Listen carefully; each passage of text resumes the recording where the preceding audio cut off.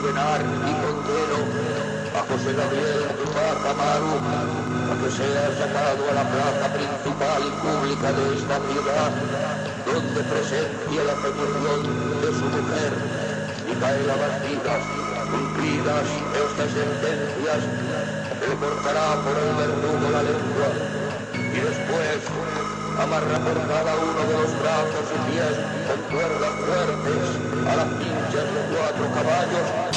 pero dividido el cuerpo en 4 partes.